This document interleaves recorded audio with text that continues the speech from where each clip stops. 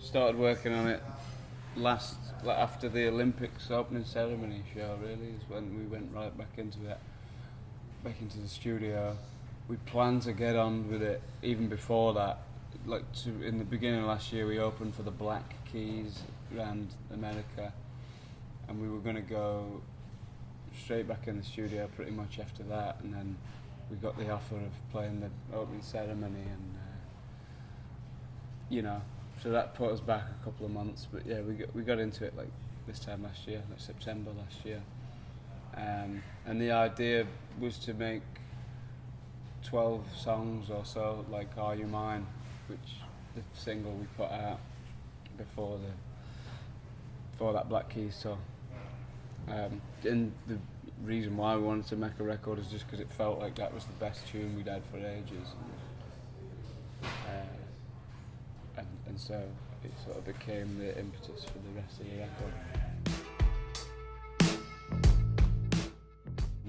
I've talked about how maybe it is an LA record, then other times I sort of don't know what I'm on about, really. Like it or feels if you'd even know, like if we hadn't said it, we recorded there, like would people still think it sounded like it was an LA record? And because like we can't imagine like without knowing that we were actually in LA when we recorded it. So I don't know, like I don't necessarily know what it sounds like in terms of geography. The grooves. Maybe some of the grooves like lean back a little bit. Yeah. Like grooves that come out of car stereos that are driving down palm tree lined streets. But then other days I just think, wow, I wrote that on the couch in London. And it was raining.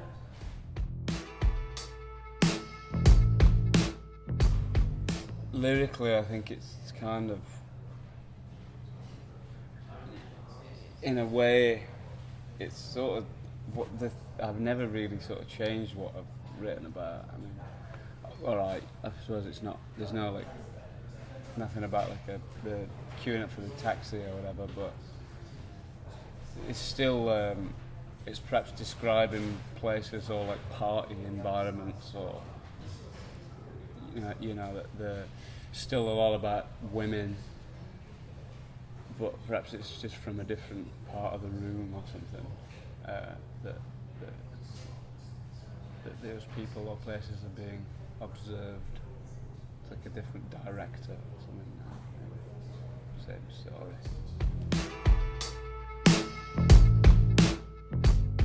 Right, yeah. Well, we weren't all in the room recording together, really, or ever on this one.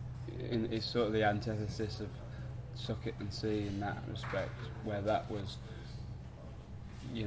recorded using a lot of old equipment and straight to tape and kind of without the computer.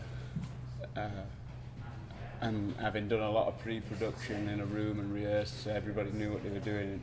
This time it was a bit more, it was a lot more just making it up as we went along, and we didn't place any of them restrictions on the recording this time. It was all about,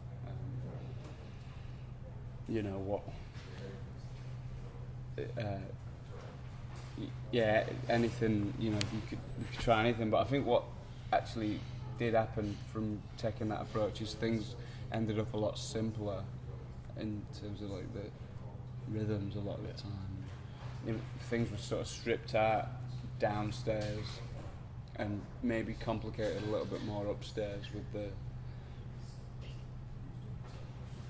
vocal production. Absolutely. Couldn't agree more.